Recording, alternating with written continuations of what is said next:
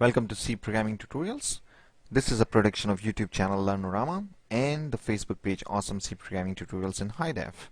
If you haven't subscribed to the channel, I would suggest that you please do so so that you can be notified of any new tutorials that I post as soon as I post them. And I would also recommend and appreciate if you become the fan of the Facebook page Awesome C Programming Tutorials in High Def. In today's tutorial, we are going to learn about two-dimensional arrays.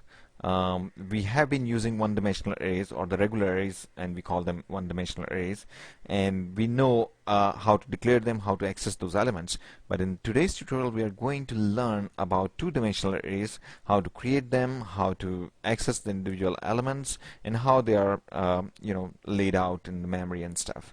So let's get started. So we know that for one-dimensional array or the regular arrays that we have been using, what do? We declare them something like this, and the way we visualize them is something like this, like having a sequence of elements starting from 0 to all the way to 1 less than the total number of elements here, and the name of the array is A, and that represents an address itself. Okay, now just like this, if you extend this concept to two dimensions, this is just one dimension. It's like having only one length, right? Or having only one row, if you will. If you actually have multiple rows, like suppose this is a row and you have one more row and then one more row, and each row has multiple elements, which would basically end up in creating columns here, right? So something like this. So this actually creates a two-dimensional array. So, and this is how we visualize any two-dimensional array to look like.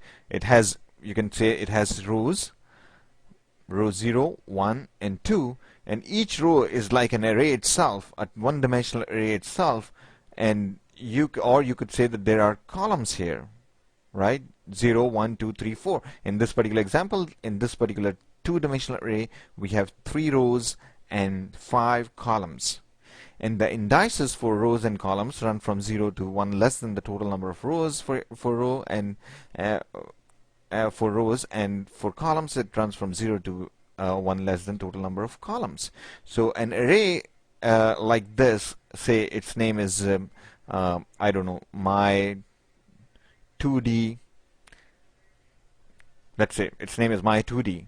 So my 2D array, its name is it will be declared as int, or whatever type that you want to declare it for, my 2D, and first you have to specify the total number of rows, which is 3, and then one more pair of square brackets specify the total number of columns, something like this. Okay, and this will declare this my 2D array in and we will visualize it like this. Now the memory itself is actually is a sequence of bytes. Okay, there are no dimensions to it, kind of, or there is only one dimension to it. So how does compiler actually represent it in the memory? This is what it does. It takes the first row and it stores that first. So 5 elements in that row from here to here. This represents the row number 0. Okay, the name my2d is actually the address of the first location. Okay, and then the second row comes into picture, or gets stored. The 5 elements of the second row, that's row number 1, and then the third row, row 3. Okay, so this is how a compiler actually ends up in storing or this two-dimensional array into one-dimensional memory, kind of. So that's outside the point. We will know why this is important to know when we will start doing pointers to two-dimensional arrays. But for now, this is essentially what it is. Now, how to access the individual elements of two-dimensional array? How did we access individual elements of one-dimensional array? For example, this one, we know if you have to access this one, you have to use the subscript 2, which is the element number 2 here for this array A, right? So this is how you access. So if you make it equal to 10, this actually stores 10 right here, okay?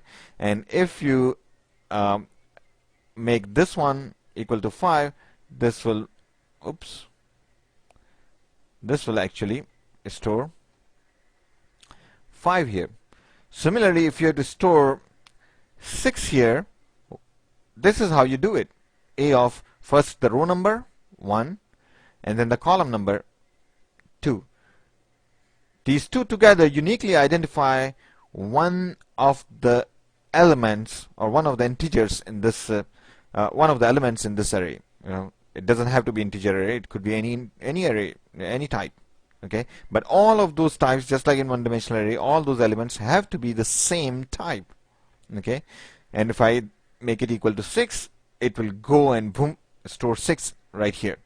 And if I want to make this guy 13, what I have to do is I have to write row number and then the column number and then make it equal to 13 and so on. So this is what two-dimensional arrays look like, and this is how you represent them. So let's write a little piece of code here.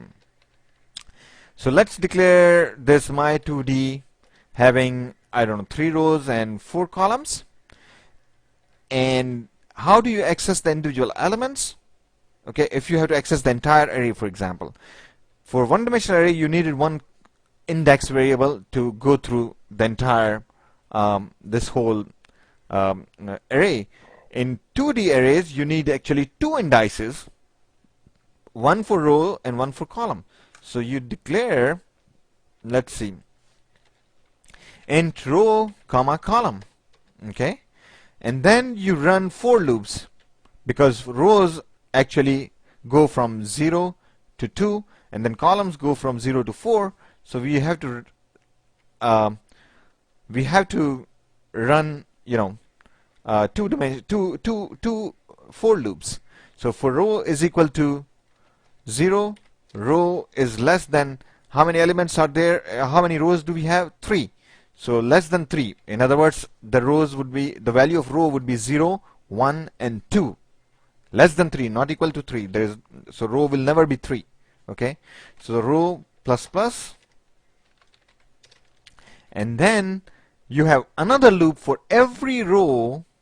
For every row, you have to access. For every row, you have to access each column 0, 1, 2, 3, 4. And then for row 1, we have to access 0, 1, 2, 3, 4. For row 2, you have to access 0, 1, 2, 3, 4.